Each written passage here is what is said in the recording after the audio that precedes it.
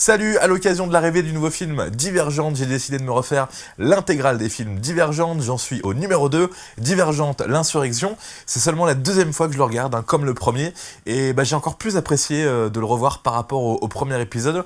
C'est pas que je le trouve meilleur, mais j'étais plus dedans, y a pas de raison à ça, mais franchement en tout cas, voilà, j'ai eu moins de mal à le regarder que le tout premier épisode de Divergente pour la première fois. Qu'est-ce qui est bien dans ce deuxième épisode? C'est qu'on retrouve un petit peu nos bases, nos deux personnages principaux, notre petit quatuor, même si Christina est un petit peu moins présente, j'ai trouvé finalement dans cet épisode-là. Donc les personnages sont là, c'est toujours le même genre de film un petit peu pour adolescents, dans un univers très spécial, donc faut être dedans, mais quand on est dedans, donc on est content de regarder le 2, et la fin évidemment donne envie de regarder le 3, même si pour moi le 3 est pas exceptionnel, mais je n'ai toujours pas le droit d'en parler, donc je n'en parlerai pas. Donc je me concentre sur ce Divergente 2, on retrouve nos personnages, Triss, 4, ça commence quasiment à la fin du premier. On pourrait croire à la fin du premier que ça va être cool pour eux, qui vont être un petit peu les rois du pétrole à Chicago. Et non, finalement ils sont en fuite et ils vont se réfugier chez les fraternels. Les fraternels, c'est ceux qui cultivent un petit peu la terre.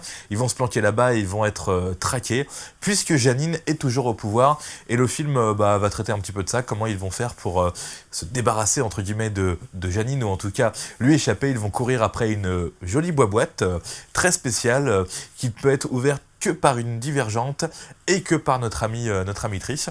Donc voilà, c'est un petit peu le scénario du film. Et on va retrouver Triss qui va tenter d'ouvrir ses boîtes via des simulations. Je parle des simulations parce que les simulations dans Divergente, c'est un petit peu, comment dire, on se branche à une machine et on est dans un univers simulé. Et ça donne des scènes vraiment techniquement super évoluées et même belles, c'est-à-dire qu'on a des petits fragments de pixels qui s'en vont quand on se rend compte que c'est une simulation, et franchement, artistiquement, c'est très très beau toutes ces simulations. Puisque je suis sur le côté technique, le film est vraiment techniquement propre, même si par rapport au premier, il y a un petit peu plus de 3D, j'ai l'impression, ce qui fait que, voilà, de temps en temps, on sent quand même qu'on est dans de l'image simulée. C'est valable dans quasiment tous les films, en tout cas tous les films de ce niveau-là, c'est-à-dire des grosses productions américaines où il y a besoin de faire des effets spéciaux. On sent un petit peu la 3D, et je trouve que par rapport au premier, la ville de Chicago est moins bien simulée. J'ai l'impression que dans le premier, il y avait des images en prise de vue réelle. Je dis pas qu'on était à Chicago, on était peut-être dans une ville qui ressemblait un petit peu à Chicago, mais on avait l'impression d'y être. Là, franchement, dans Divergente 2, on va avoir vraiment quasiment que des images 3D simulées de Chicago, et on sait plus trop si on y est, même s'il y a des images magnifiques un petit peu à la fin, même au milieu du film, on voit ce grand fleuve qui traverse Chicago avec tous les ponts qui s'ouvrent comme ça, qui est totalement asséché. On va se balader un petit peu à l'intérieur. Là, pour le coup, on est censé reconnaître Chicago, mais on est à fond dans de la 3D, donc je suis un petit peu partagé sur le côté technique. Plus de 3D que dans le premier, c'est dommage. Un petit peu plus d'images réelles, ça nous aurait renforcé peut-être le réalisme. Donc, j'ai préféré revoir ce deuxième épisode de Divergente. J'ai pas d'explication pour ça. Le premier, peut-être que, bon, voilà, j'étais pas très attentif quand je l'ai regardé pour la deuxième fois, mais là j'étais vraiment dedans, et je trouve qu'en plus la fin est vraiment géniale. La fin donne vraiment envie de regarder le 3.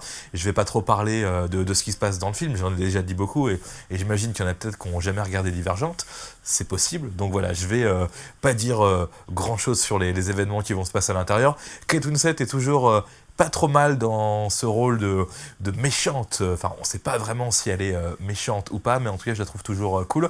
Il y a un nouveau personnage qui va faire son apparition, c'est le personnage de Evelyn, je ne confonds pas, Kate Winslet c'est Janine, et l'autre c'est Evelyn, qui sera importante dans la suite de Divergente. Pareil, je vais pas trop développer.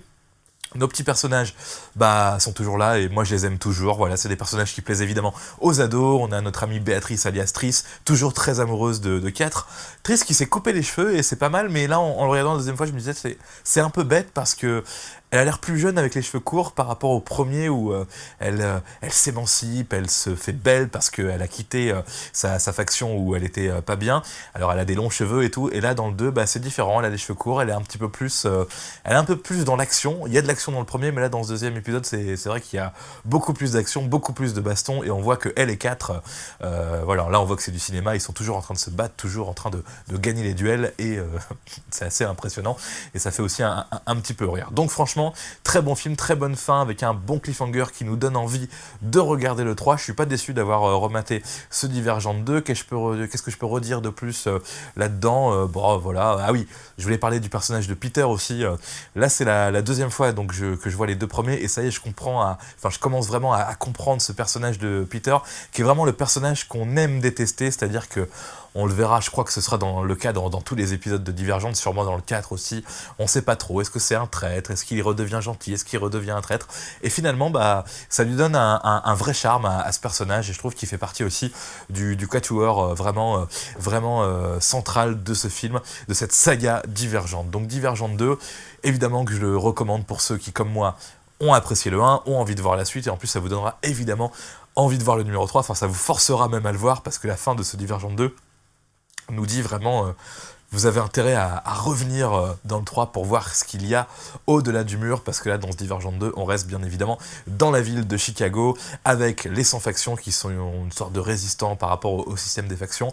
Et donc voilà, super bon film, je vais m'arrêter là pour éviter d'en dire trop et de spoiler bêtement, mais je recommande à fond Divergente 2.